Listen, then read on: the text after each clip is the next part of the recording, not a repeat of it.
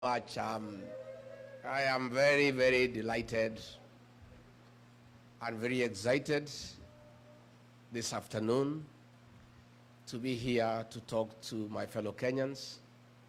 And first and foremost, let me thank you for the very warm welcome, for the hospitality, for the care. Since we arrived last night, we've been treated very well. We feel at home, far away from home. Again, let me take this opportunity to thank all of you for the honor and the privilege you have accorded me and my wife to create time, despite you being very busy in your various engagements, to come and listen to us and engage with us. We don't take it for granted. It's a great honor. You are busy people in your own right, and the fact that you have found it necessary to create time to come and engage with us, we are indeed very honored and feel very privileged, and we don't want to take it for granted. Please accept our appreciation and our thanks. Number two, since I came to the States about more than a month ago, I am amazed by the love the Kenyan people have accorded to me. I'm also fascinated by the unity of the Kenyan people, of staying together as Kenyans, loving one another, taking care of each other, and being your brother's keeper. Most profoundly, I am more than impressed by the culture of hard work you have exported here to America. Kenyans here are doing well, they are doing great. Those who are employed are respected at their working places for being hard workers and being very committed and focused in the jobs that they do. Other Kenyans, I'm so happy, have graduated into creators of employment. They have started businesses that have succeeded. And that tells me and gives me comfort that Kenya, we are okay, we are good. If we are given the right opportunity, the right environment, working systems, Kenyans can thrive and succeed anywhere in the world. Mujipigie makofi. I am very encouraged that, and more than convinced, more than ever before, that all we need to do back home is to get our systems working. We have the personnel right in Kenya to transform our country. Only that we need to fix the systems and make them work. You guys have succeeded here in the United States because the systems are working. So given that Kenyans are the same people, the challenge we have as leaders is to make sure that back home the systems are working, the people to transform the economy of the country are here, they are in Kenya. You guys have done it here, you can do it back home. And that is what we seek to do. Why has Rigathy come calling in the United States? I've come to the United States to look out for my people, Kenyans who live and work here, to engage them and to listen to them and have a conversation with them. Mostly important, our party, the DCP, our slogan is listening to Kenyans. And that's why I've come to listen to the people of California. Hapa California, munasemaje? Yeah? At California, munasemaje? Hapa pia ni one term? Sure? Hapa pia ni one term? Wow.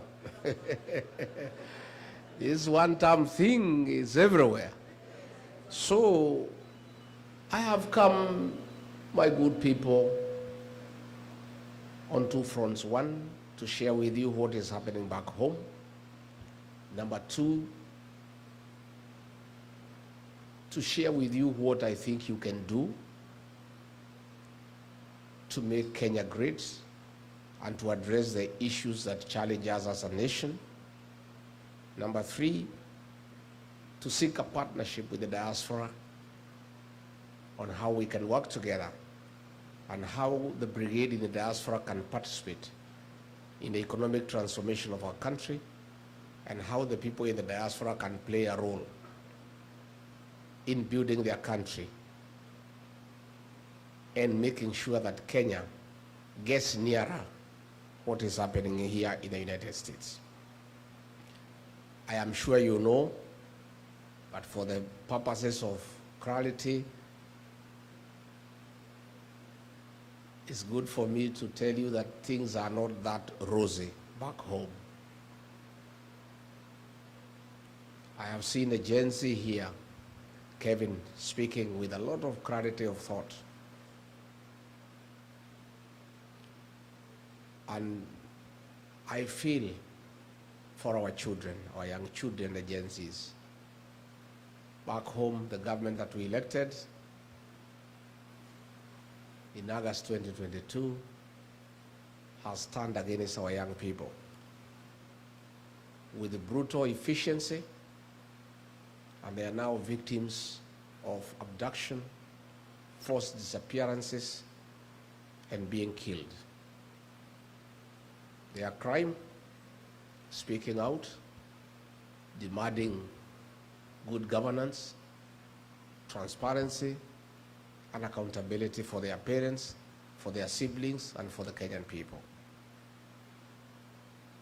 A government that was elected on the platform of being democratic, of respecting the rule of law and constitutionalism, has turned against its own people. And sadly, the young ones.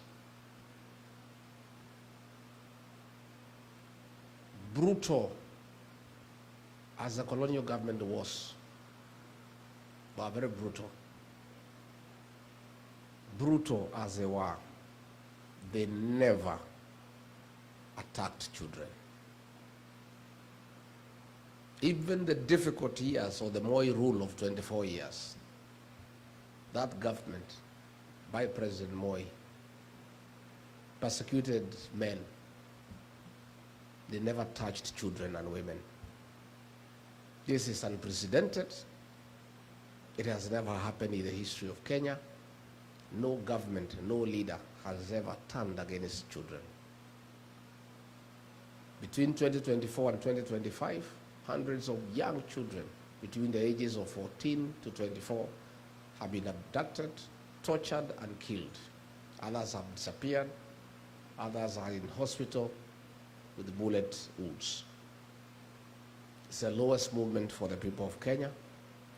And I know from here, because you take care of many families back home, you know what is going on back home.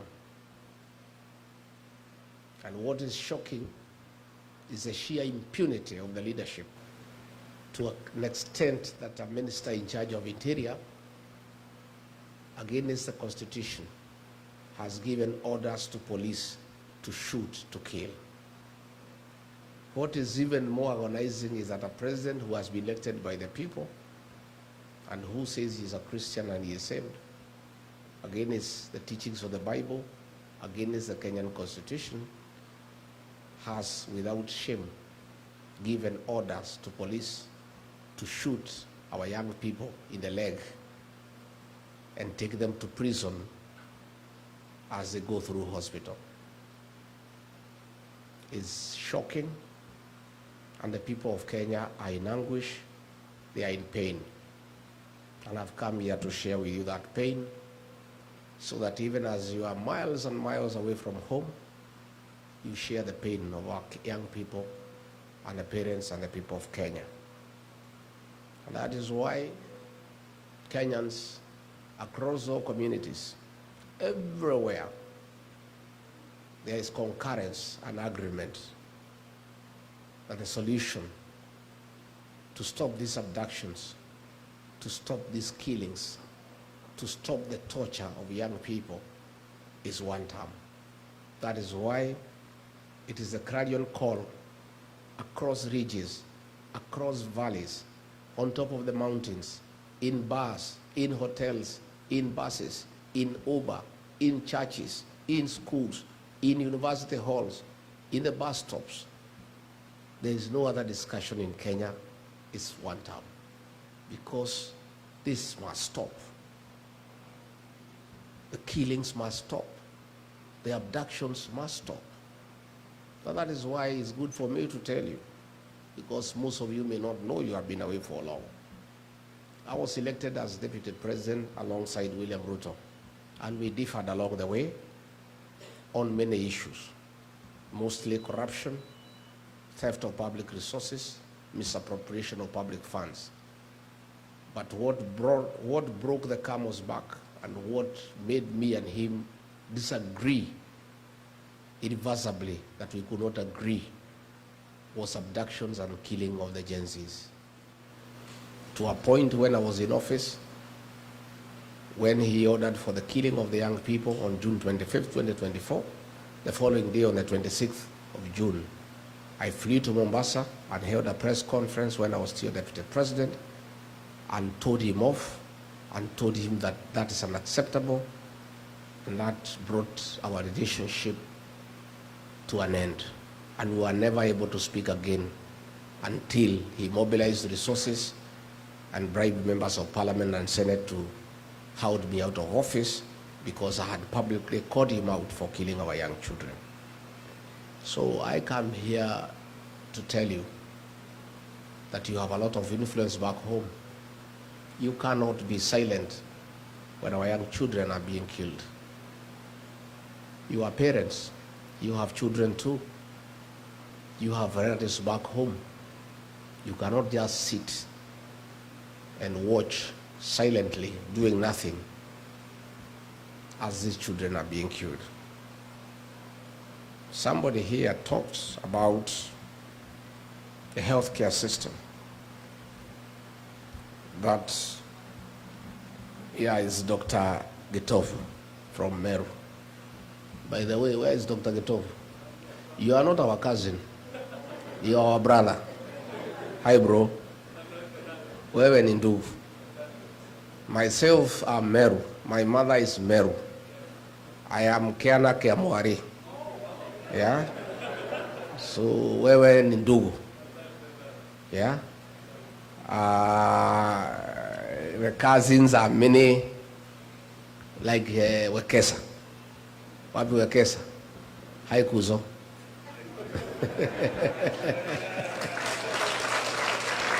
Thank you. And let me tell you, this cousin movement is the greatest thing to have ever happened in Kenya. Because our cousins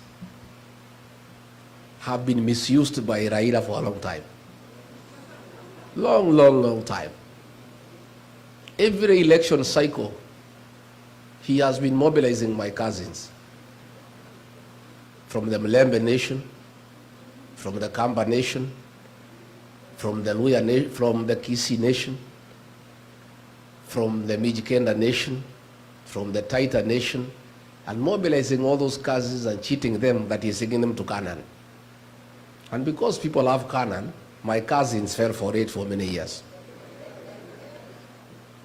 The minute he gets there, he doesn't intend to be president. He has no such intention. He's not interested. He likes power, but with no responsibility. He doesn't want to take responsibility. So he creates problems. He is invited into government and starts eating. And that is why, like now, he is quiet. Because he's a very good observer of good manners. When you're on the table eating, you don't talk. So these cousins now have found their way as a family. And now all the cousins are talking the same language. So I saw Tinga the other day crying about cousins. He was crying in a funeral. Instead of mourning the late Phoebe Asio, he was mourning the loss of cousins from his grip. Because these cousins were mechanuka. And, you know, the other day when he brought problems, he was invited to the table by Ruto to eat together, he forgot all the cousins and went alone.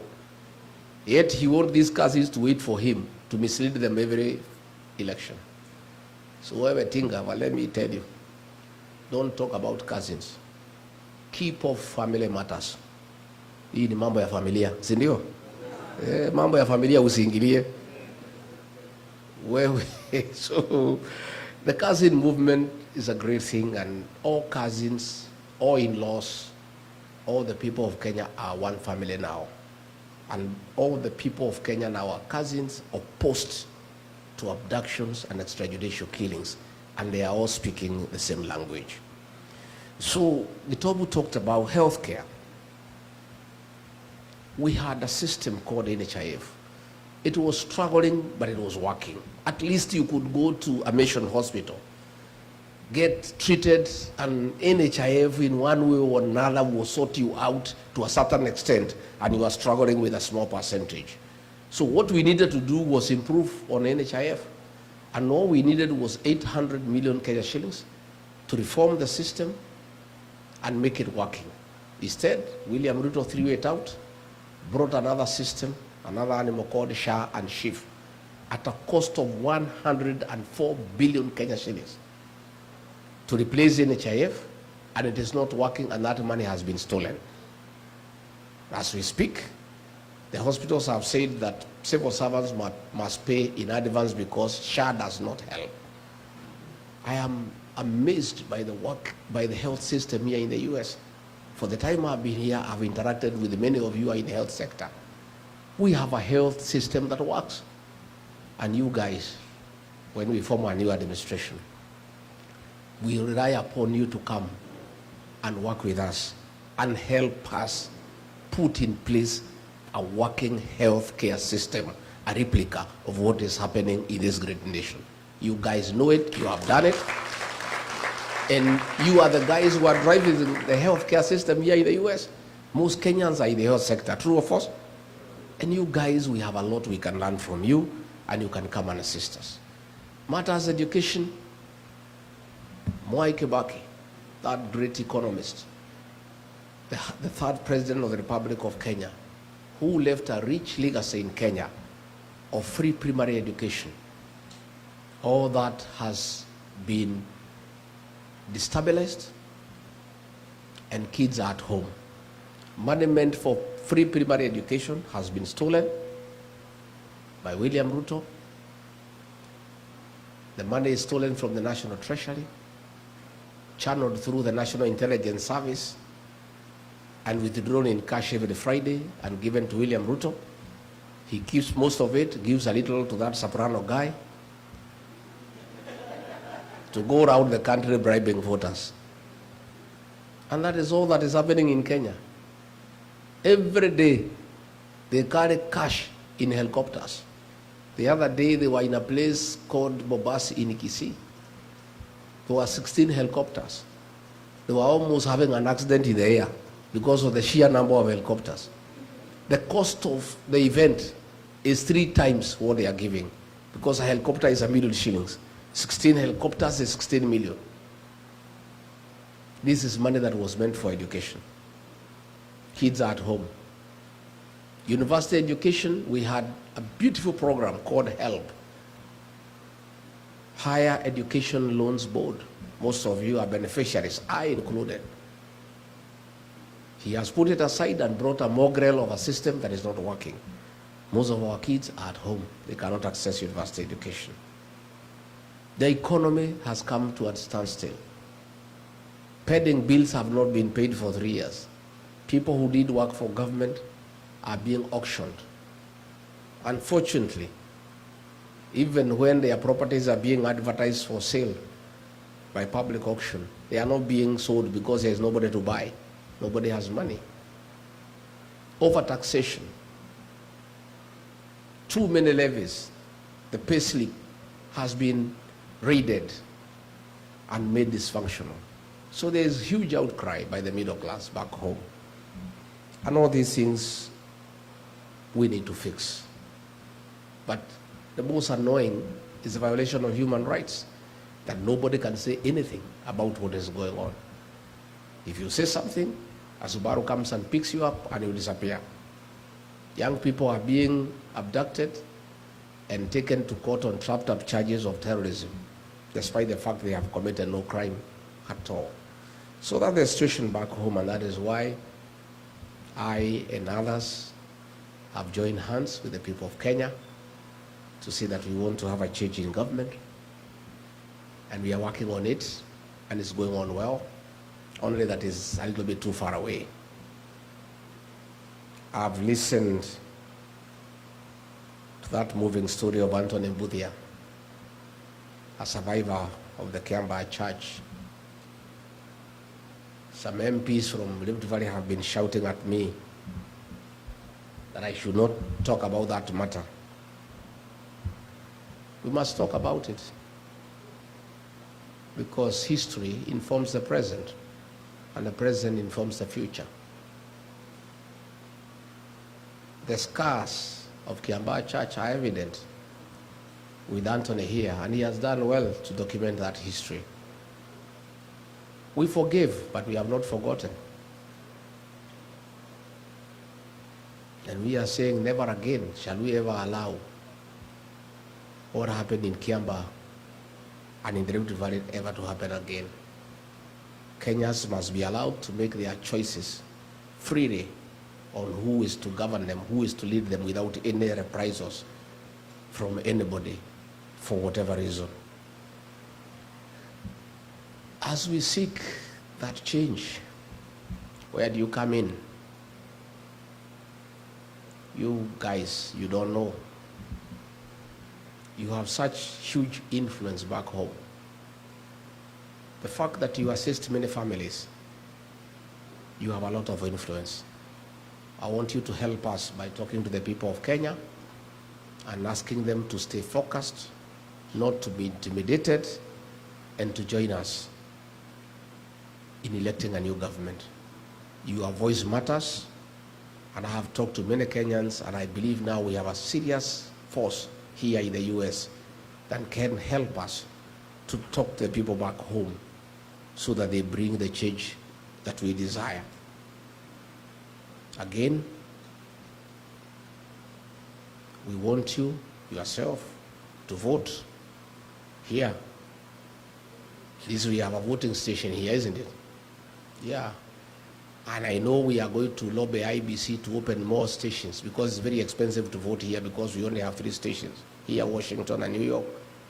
And we need to persuade the IBC that Kenyans in diaspora too have a right to participate in deciding how they will be governed. But those of you who are near the voting stations, please register as voters. But help us too by talking to the Gen Zs. Kevin has put it very well. There is burning urgency for change so that we can deal with unemployment for our young people. We intend to focus on manufacturing and cottage industries as a way of creating employment for our young people and widening the tax bracket. And the way Kevin has said, they are very strong on the social media platform, and they want to unite, not to divide. And he says clearly that work must bring dignity, and I agree. But I want the agencies to lobby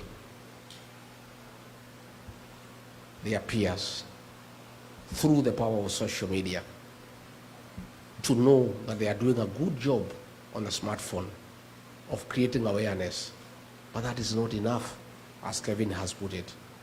The real transformation of the Republic of Kenya will not happen on social media. It will happen on the ballot box.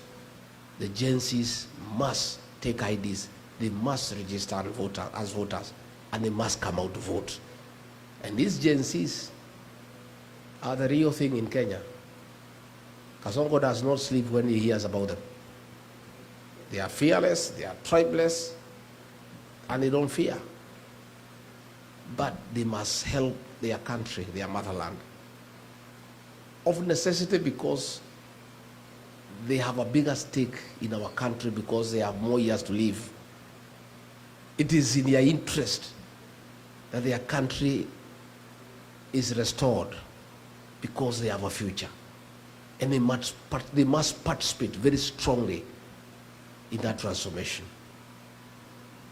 So the Gen Zs, I agree with Kevin, you are our partners for today. And I want to say very, very candidly that if given the opportunity to lead Kenya, God willing, the way to transform Kenya is to get good partners to work with to help you. And these partners are our young people. These Gen Zs have the ideas. They know what needs to be done in Kenya. All we need to do is bring them on the decision-making table, and they help us restore our country.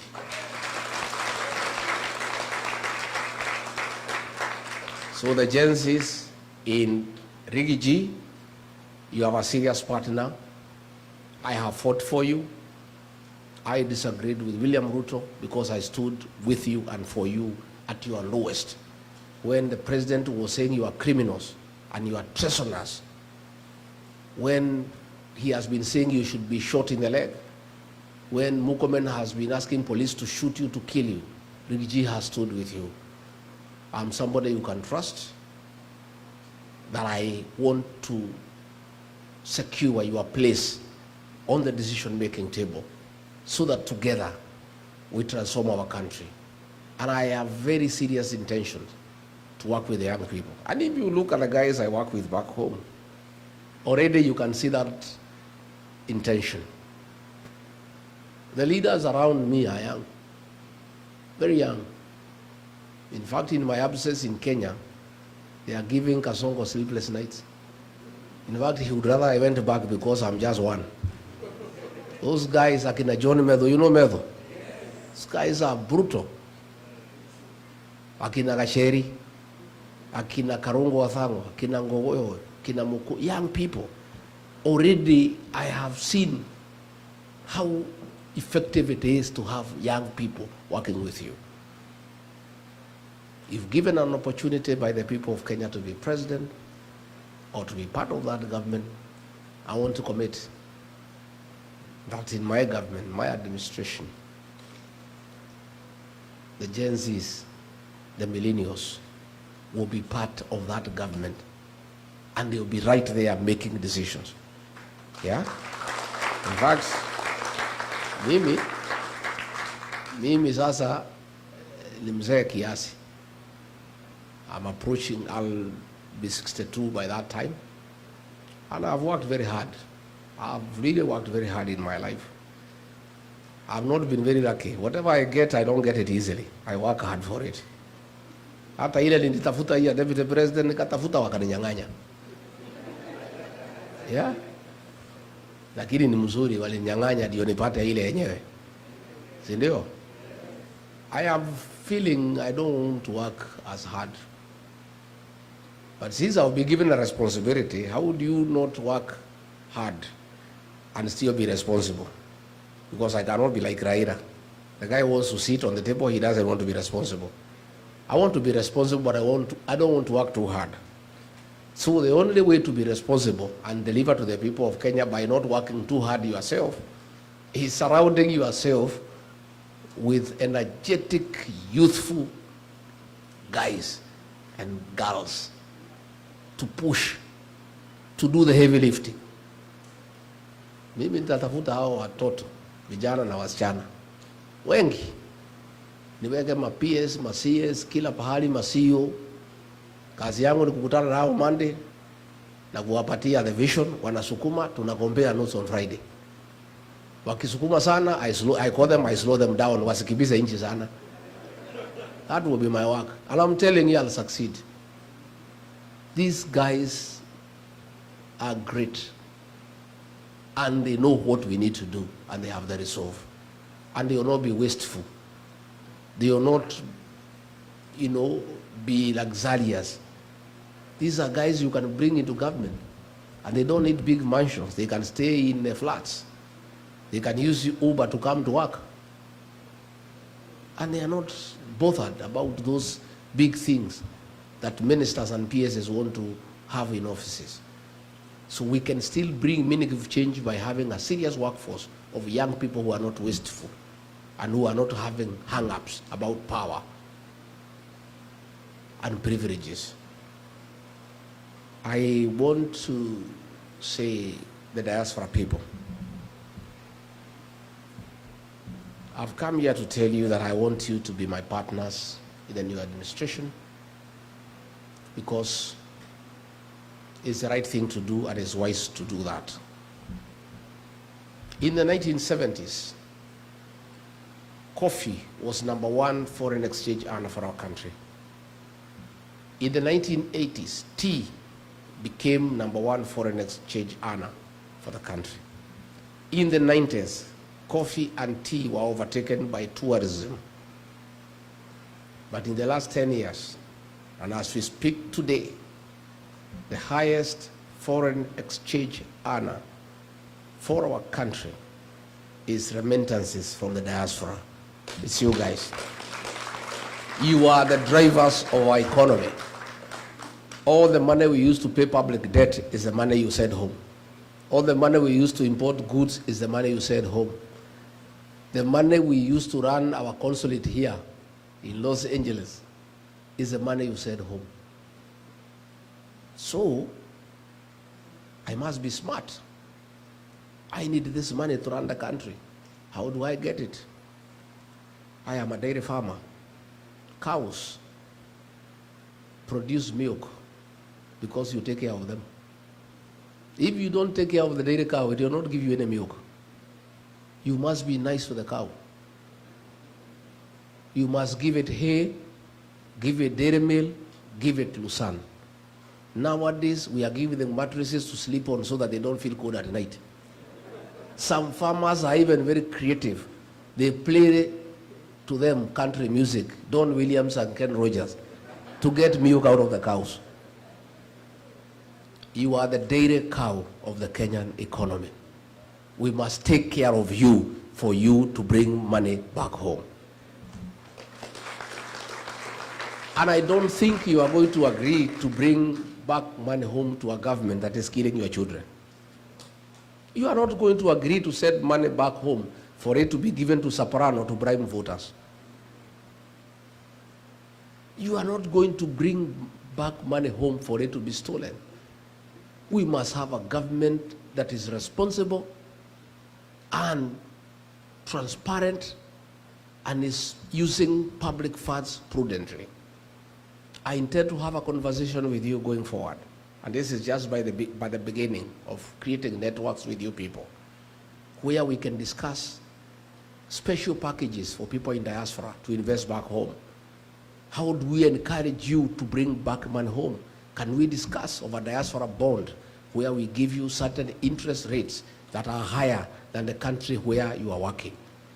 Can we do away with the issue of double taxation, because it is wrong for you to pay taxes in America and tax the same money back home?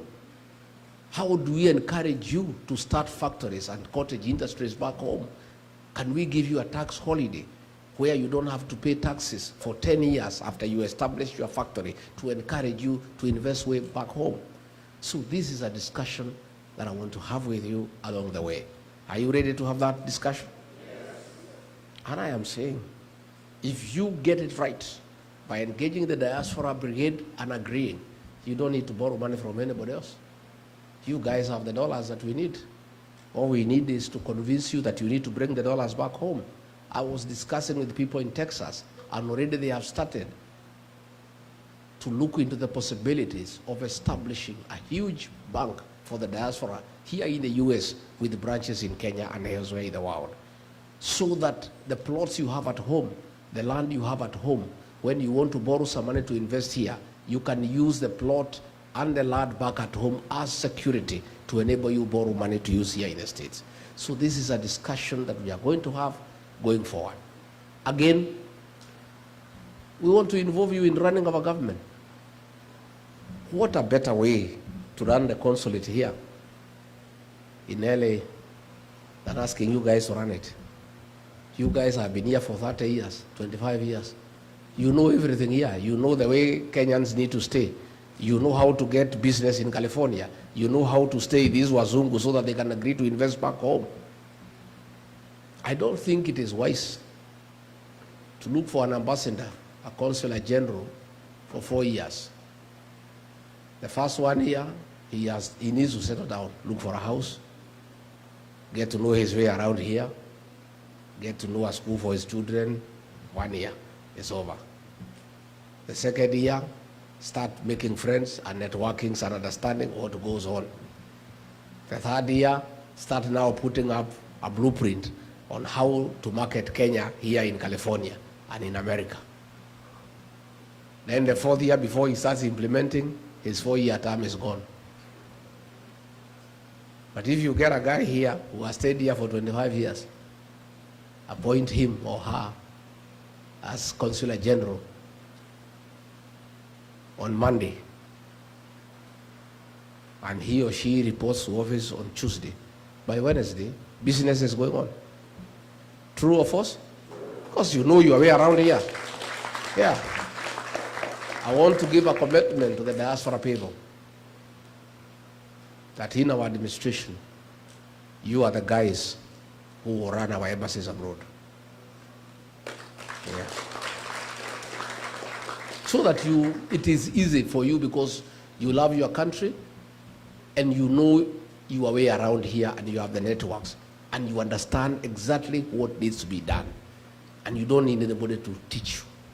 And I think we'll have very, very impactful and efficient diplomatic representation of our country abroad if we involve the people who are living in those countries and who understand what goes on.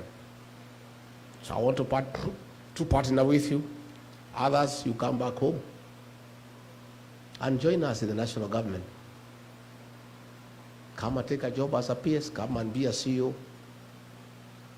If you have succeeded here, I was in the Silicon Valley the day before yesterday, the whole day. I went to Google, I went to Meta. Wow. The center of innovation, the whole world. I found 35 Kenyans at Meta, senior executives who are driving innovation and creativity, who are driving that big corporate. They know what needs to be done on artificial intelligence. They know exactly what we can do to make Kenya a very serious tech hub that will be admired by the rest of the continent. And they are doing it in America and they have succeeded. Then back home, the Minister for ICT is William Kabogo.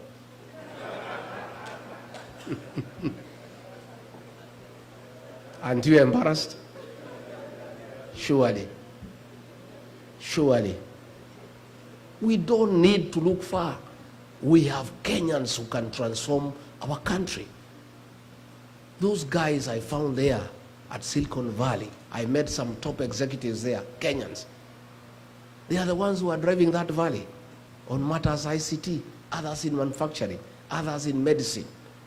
We have enough capacity as Kenya of people who are experienced with a proven track record to help us transform our country.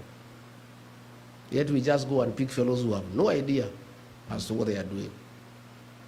So I want to look to the diaspora for a great resource of people who can help us transform our country, because I think it's the right thing to do. And I'm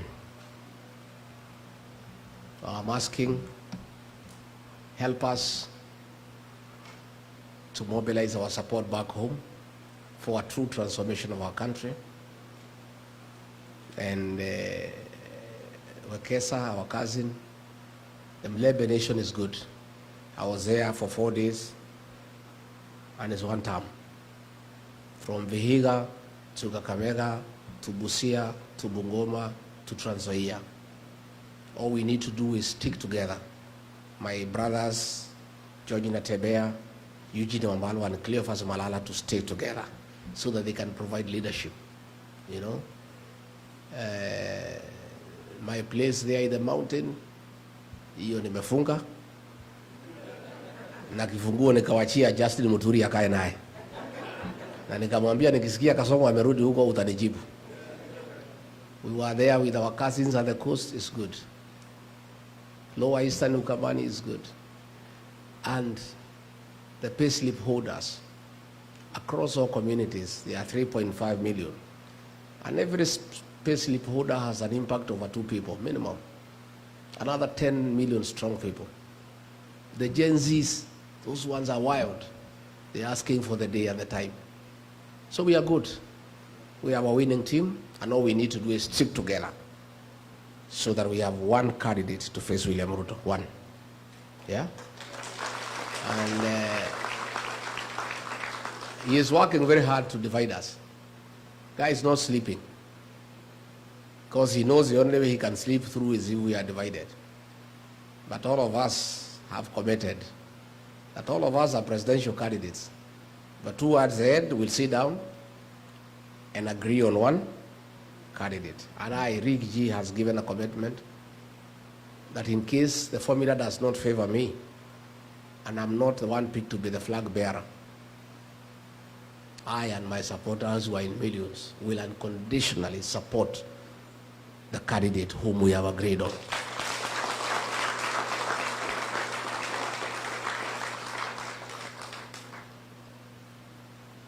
Lakini wakiamua ni mimi, hii jamaa nitamkimbiza kama baisikeli ya kuibiwa.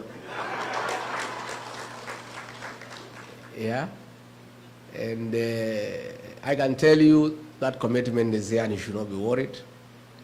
Please pray for us and support our party, the DCP. Our slogan is listening to Kenyans, listening to the ground, because leadership is about listening to the people. When you are elected, your employers are the people who have elected you. And you must listen to your employer. All of you, wherever you are employed, you must listen to your employer. And that is what I do. I listen to the people. Since I came to the US, I'm a better leader than when I came. I've listened to many people, and I've written. And I'm going through the notes. I am a better person than when I left Nairobi. By agreeing to listen. It costs you nothing to listen to people. It only enriches your thinking. I don't know everything. I cannot pretend to know everything. I am benefiting from your experience here in the United States. We were told in California, in San Francisco, about water harvesting so that we can use the water for irrigation in areas that are dry in California. And that's how California feeds the rest of America. I learned a lot that I did not know. At ICT, the tech world, I learned many things I did not know. When I was at Meta, I learned that for you to get productivity out of employees, you allow them to have an easy environment where there are no issues of yes, sir. So I found some young people there with the jeans. They are the ones who are driving that company. Even their boss is coming, they don't even call him sir. Kwetu pale kwa Ruto ukienda cabinet, unainama kwanza ukiingia karibu uguse kichwa na sakafu. And nobody is allowed to say anything. In that cabinet, I'm the only guy who was speaking. And in fact, I heard the majority leader in Senate, Haron Cheriot, saying that I never used to speak in cabinet. I stopped speaking. Because I realized this guy, even if you speak, he has already decided what will happen. So you are just wasting your time. So I'll just sit and not even listen, because he has already decided what will happen. So they had Meta. I found working groups of young people. Nobody is a boss there. Everybody is allowed to be creative and to have initiative, and is discussed and agreed on. It was a very useful lesson for me. That given a chance to lead Kenya, I'll create such an environment even within cabinet, even among PSs. I just allow people to talk and be easy so that they are able to be creative and productive, and they can be useful to the country. So I want to say I am very happy, and I wish I had more time to be here in LA, because this is the greatest theater of the world, where all the stars in film, in music are. Yeah? I'm working around with the people here to see whether I can meet one of them. Yeah, I would have loved to be here, you know, a longer time, but I'll come. I've really enjoyed since I came. People are very nice. They are very kind to us. And I would also have wanted time to visit the filmmaking industry to see what we can borrow from here for the purposes of exporting that experience and knowledge to our country, where we allow people to make films and to be productive.